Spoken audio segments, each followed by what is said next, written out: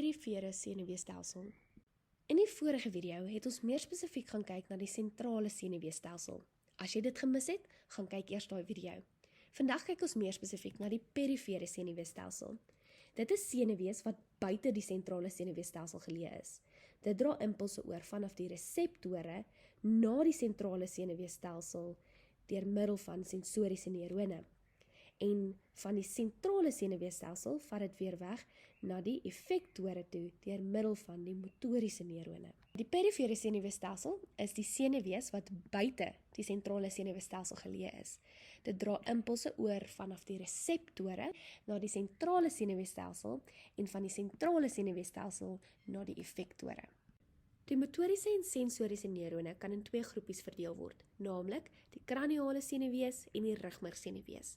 Dit bestaan uit motoriese en sensoriese neurone wat dieselfde funksies verrig, maar die kraniale senuwees ontspring vanuit die brein en die rugmergsenuwees ontspring vanuit die rugmerg. Ons gaan gou kyk na die senuweestelsel en hoe hy verdeel word met sy verskillende komponente. Die sentrale senuweestelsel bestaan net uit twee dele, die brein en die rugmerg.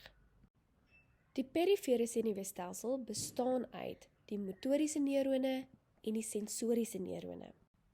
Die motoriese neurone word weer opverdeel in autonome senuistelsel en die somatiese senuistelsel.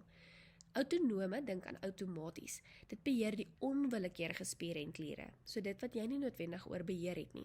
En die somatiese senuistelsel beheer die willekeurige spiere, dit wat jy wel oor beheer het. Die autonome senuistelsel word weer opverdeel in simpaties en parasimpaties.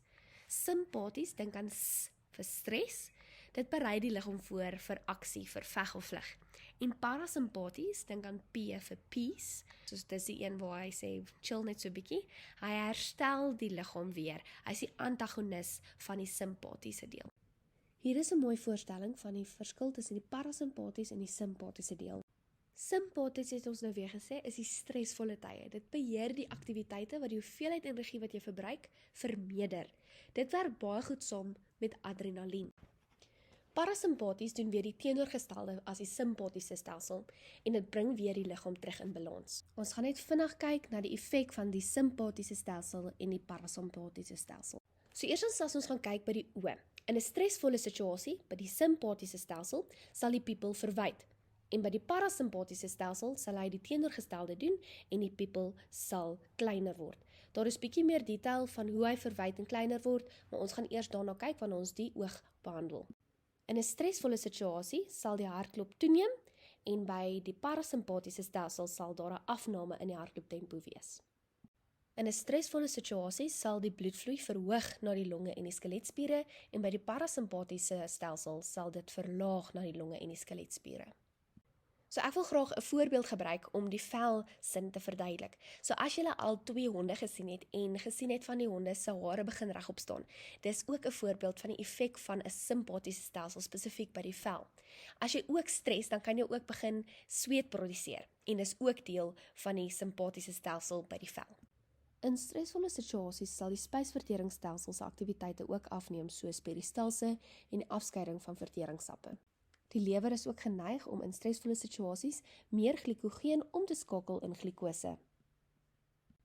As jy al voor mense gepublic speak het, sou jy agtergekom het dat jou mond partykeer droog voel. So dit is omdat jou speekselkliere minder speeksel afskei en jou traanvog neem ook af. So jou oë en jou mond sal geneig wees om droog te wees in 'n stresvolle situasie. Bo die nier is jou bynier of jou adrenale klier en hierdie adrenale klier is verantwoordelik vir die hormoonafskeiding van adrenalien en dit is 'n baie belangrike hormoon wat baie goed gepaard gaan met die simpatiese stelsel tydens stresvolle situasies. Die niere speel ook 'n rol en die niere verminder urine tydens 'n stresvolle situasie. So ek weet nie of dit al met julle gebeur het, of ken julle iemand met wie dit al gebeur het nie, maar as jy verskriklik groot skrik, dan piep jy sommer in jou broek. So dit is 'n voorbeeld van simpatiese stelsel, waar urine vrygestel word, sonder dat jy eintlik maar beheer het daaroor.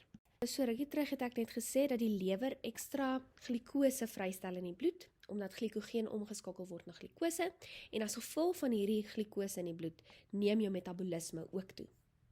Nou wat is 'n senuwee? Die senuwee stuur en dra seine na en van alle dele van die liggaam en bestaan uit neurone. Dis baie belangrik dat jy weet dat neurone en senuwees nie dieselfde ding is nie. So neurone is 'n enkele senuweesel, waar die senuwees 'n klomp neurone saam is en 'n senuwee verbind dele van die liggaam met die sentrale senuweestelsel. Hier kan ons mooi sien dat neurone basiese eenhede van die senuweestelsel is en die senuweeweefsel is weefsel wat opgebou is uit neurone, 'n klomp neurone wat impulse kan vervoer. 'n Neuron is 'n senuweesel wat bestaan uit 'n selliggaam of 'n sentron en twee soorte uitlopers. Nou die uitlopers word bepaal op grond van die rigting waantoe die impuls gaan. So hierso is die dendriete en die dendriete vat die impuls na die selliggaam en dan die akson vat die impuls weg van die selliggaam. Dink aan akson, hy vat die aksie na die volgende ene toe. Daar's 3 neurone wat jy moet ken.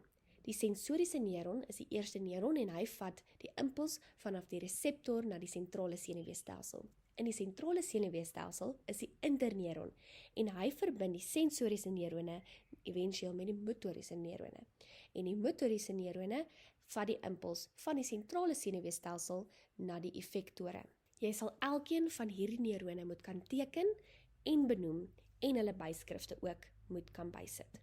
Baie belangrik as ons 'n skets teken in eksamen, waarvoor jy punte kry, is eerstens, jy moet altyd 'n opskrif gee, daarna moet jy die regte skets teken en daarna kry jy punte vir 2 of 3 byskrifte. Nou, baie belangrik, jy kan nie punte verloor as daar verkeerde byskrifte is nie. So dis beter om liewer soveel as moontlik byskrifte te gee en dan definitief te verseker dat jy definitief daai punte kry.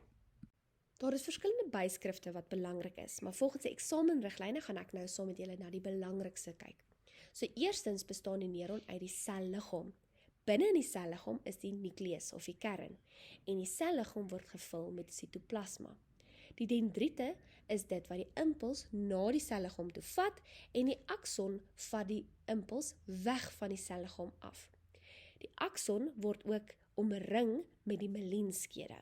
Nou die akson wat omring word met die myelienskede. Die myelienskede is 'n vetterige skede wat die neuron isoleer, wat impulse in staat stel om teen 'n hoë snelheid te beweeg. Die impuls word effektief oorgedra as gevolg van hierdie myelienskede. So hierdie myelienskede, ek sê altyd vir my kinders in die klas, die akson en die myelienskede is soos 'n draad. Die akson is soos die geleidingsdraad en die myelienskede is soos die isolator wat die akson beskerm. Die rigting waantoe die akson gaan is die rigting van die impuls. Daar kan jy sien die rigting van die impuls. Nou die akson gaan weg van die selliggaam en daarom sal die rigting van die impuls na links wees in hierdie geval. Hier is 'n voorbeeld van die sensoriese neuron. Nou die sensoriese neuron het ook 'n selliggaam met 'n nukleus en hy's gevul met die sitoplasma. Aan die een kant is die dendriete en dit wat die dendriete verskil van die akson, want in hierdie enetjie veral lyk hulle baie dieselfde. So aan die een kant gaan die dendriete wees en aan die ander kant sal die akson wees. So jy kan nie sê hier is die akson en daai is dendriete nie. Die een kant gaan die dendriete wees en die ander kant sal die akson wees. Die akson sal eindig met aksonterminale of sinaptiese knoppies en dan daai is weer bekend as die myelienskede. Die rigting van die impuls sal bepaal word deur waar die dendriete is en waar die akson is. Want die dendriete vat die impuls na die selliggaam en die akson vat die impuls weg van die selliggaam. Met ander woorde, hierdie impuls sal na regs beweeg. Kom ons kyk bietjie meer spesifiek na die sinaps. Dit is daar waar 2 neurone bymekaar kom. Daar is hy bietjie vergroot. 'n Neuron vervoer impulse vanaf die dendriete oor na die selliggaam deur die akson na die eindpunte van 'n akson. Die volgende neuron is so gerangskik dat die eindpunte van die akson van die vorige neuron langs die dendriete van die volgende neuron lê. Neurone maak nie direkte kontak nie. 'n Mikroskopiese gaping of sinaps bestaan tussen die eindpunte van die akson van die een neuron en die dendriete van 'n ander neuron. Impulse in 'n neuron word deur elektriese impulse vervoer, maar oor 'n sinaps kommunikeer die neurone deur chemikalieë, bekend as neurotransmitters. Die neurotransmitters differentieer oor die sinaptiese spleet. Die belangrikheid van die sinapse is om te verseker dat die impulse net in een rigting beweeg. By die sinaps kan die impulse ook versnel, vertraag of versper word. op 'n natuurlike wyse, byvoorbeeld deur hormone vry te stel of met behulp van medisyne.